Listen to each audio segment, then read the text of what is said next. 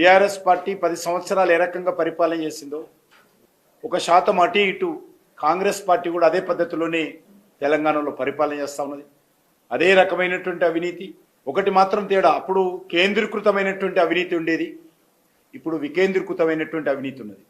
కేసీఆర్ కుటుంబం కేంద్రంగా బీఆర్ఎస్ హయాంలో ఆ రోజు అవినీతి జరిగేది. ఈరోజు ఎక్కడికక్కడ పార్టీ ఎమ్మెల్యేలు కానీ మంత్రులు కానీ ఎవరికి వారు దుకాణాలు పెట్టుకొని మాస్ కరప్షన్స్కు పాల్పడతా ఉన్నారు. మంత్రివర్గ సమావేశాలు జరుగుతున్నాయంటే మంత్రుల మధ్యలో పంపకాల మీద చర్చలు జరుగుతూ ఉన్నాయి, ఒకరికొకరు ఆరోపణలు చేసుకుంటున్నటువంటి పరిస్థితి కనిపిస్తుంది.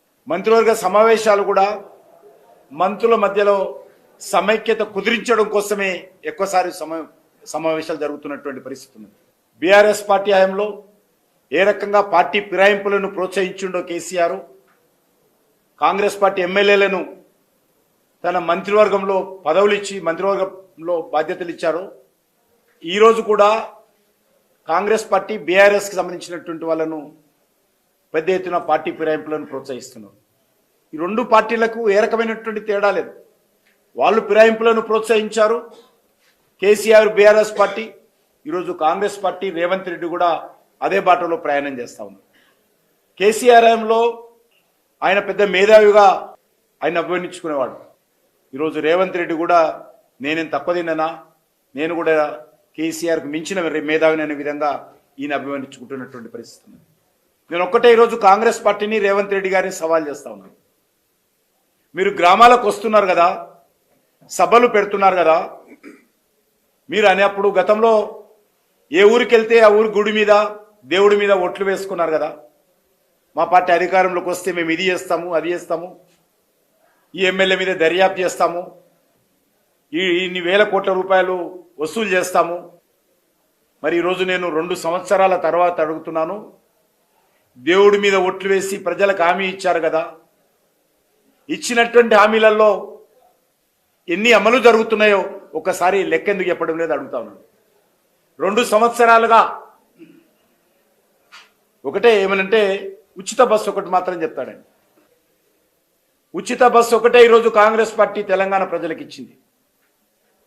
సన్నబియ్యం చెప్తా ఉన్నాడు, సన్నబియ్యంలో 43 రూపాయలు కేంద్ర ప్రభుత్వం ఇస్తుంది, 15 రూపాయలు మాత్రమే తెలంగాణ ప్రభుత్వం ఇస్తుంది.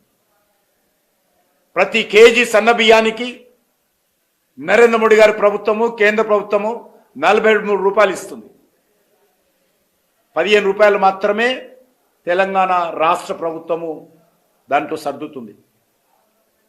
ఇందిరమ్మ ఇళ్లలో 1,50,000 కేంద్ర ప్రభుత్వం ఇచ్చే డబ్బులున్నాయి.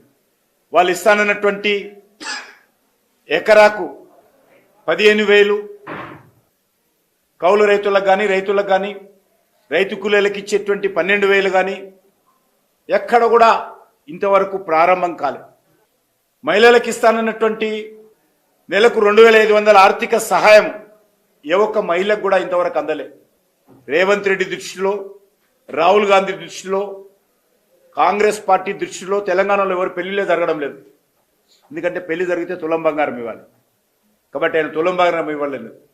ఏ ఒక్క ఆడబిడ్డకు స్కూటీ రాలే ఇంతవరకు. మొదటి సంవత్సరం లోపలనే 2 లక్షల ఉద్యోగాలు భర్తీ చేస్తామన్నారు. ఇంతవరకు ఉద్యోగాల భర్తీ కొలిక్కి రాలే. నిరుద్యోగులకు నెలకు 4,000 రూపాయల నిరుద్యోగ భృతి అన్నారు.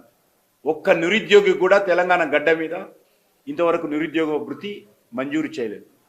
ఎస్సీ ఎస్టీ కుటుంబాలకు 12 లక్షల రూపాయల ఆర్థిక సాయం అని చెప్పాడు. బీసీల సంక్షేమం కోసం 1,00,000 కోట్లు మంజూరు చేస్తామని చెప్పి కామారెడ్డిలో బీసీ డిక్లరేషన్లో ప్రకటించాడు. ఈరోజు విద్యార్థులందరూ కూడా 5 లక్షల విద్యా భరోసా కార్డు అని చెప్పాడు. ఒక్క కార్డు కూడా ఇంతవరకు మంజూరు కాలేదు. ఈ రకంగా అనేక అంశాలు కాంగ్రెస్ పార్టీ ఇచ్చినటువంటి అనేక గ్యారంటీలు ఏవైతున్నాయో ఆ గ్యారంటీలలో ఏ గ్యారంటీ ఈరోజు పూర్తి స్థాయిలో అమలు జరిగిందో చెప్పాలి. రైతుల అప్పు అరకొరనే జరిగింది. అనేక గ్రామాల్లో ఇంకా రైతుల అప్పులు పూర్తిగా మాఫీ కాలేదు. రైతులు పండించేటువంటి 10 పంటల మీద 500 బోనస్ ఇస్తానని చెప్పాడు. కానీ ఒక సన్న బియ్యం మీదనే 500 అది కూడా అరకొరనే ఇస్తా ఉన్నారు. ఇంకా అనేక మంది రైతులకు సన్నొడ్లు పండించేటువంటి రైతులకు 500 రూపాయల బోనస్ రాలేదు. మిగతా పత్తి మీద అనేక రకాల నగరం డాటా ఉంది. ఎక్కడ కూడా 10 పంటల మీద బోనస్ అన్నాడు, ఇంతవరకు ప్రారంభమే కాలేదు. పోయే కాలం దగ్గరకు వచ్చింది ఇంకా వాళ్ళకి. అంటే ఇంకా 3 సంవత్సరాలే ఉంటుంది. ఇంకా ఎప్పుడు మీరు ఇస్తారని నేను అడుగుతా ఉన్నాను. మీరు ఇచ్చినటువంటి హామీలు ఎప్పుడు అమలు చేయబోతున్నారో ఈరోజు ఈ 2 సంవత్సరాలు పూర్తయిన సందర్భంగా ఏ ఒక్క సభలోనైనా ఎందుకు రేవంత్ రెడ్డి చెప్పడం లేదు అడుగుతాను.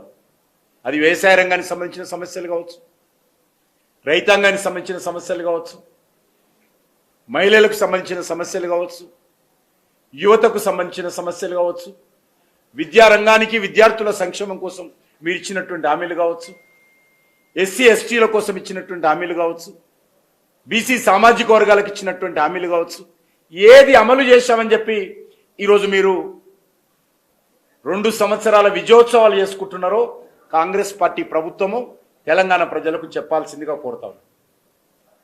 2 చాలా విజయవంతంగా అమలు చేస్తున్నారు. ఒకటి, విపరీతంగా భూదందాలు జరుగుతూ ఉన్నాయి.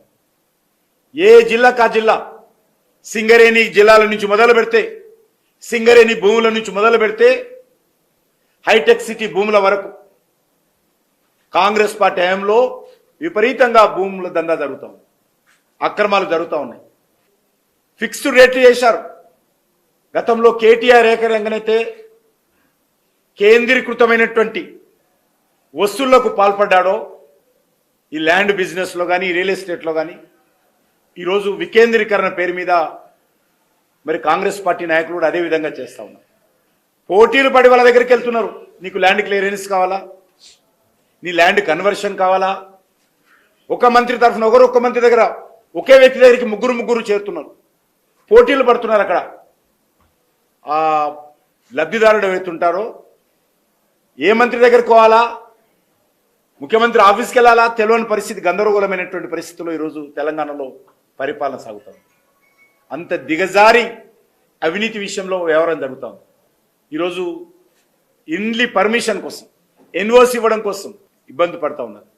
మొత్తం హైదరాబాద్లో రియల్ ఎస్టేట్ పూర్తిగా కుప్పగూలిపోయింది. ఈ రియల్ ఎస్టేట్ వ్యాపారం అంతా కుప్పగూలింది.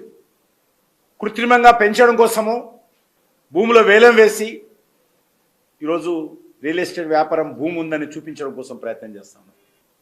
పెద్ద ఎత్తున బీఆర్ఎస్ పార్టీ భూముల మీది ఈరోజు కాంగ్రెస్ పార్టీ ప్రభుత్వం కూడా అదేవిధంగా ప్రయత్నం చేస్తాం.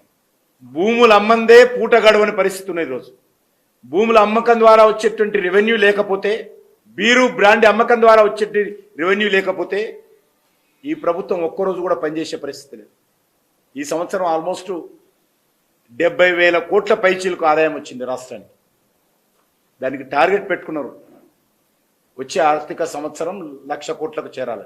ఎవరి సంక్షేమం కోసం ఈరోజు మద్యాన్ని పెంచి పోషిస్తున్నారో చెప్పాలి. మద్యం అమ్మకాల పెంపడం ద్వారా, ప్రోత్సహించడం ద్వారా ఎవరి కొంపలు కూలుస్తారో ఈరోజు కాంగ్రెస్ పార్టీ చెప్పాలి. మేనిఫెస్టోలో చెప్పారు, నా దగ్గర ఉంది. ఇప్పుడు బెల్ట్ షాపులన్నీ రద్దు చేస్తామని చెప్పారు. ఒక్క బెల్ట్ షాప్ అయినా రద్దు చేశారని అడుగుతా ఉన్నాను.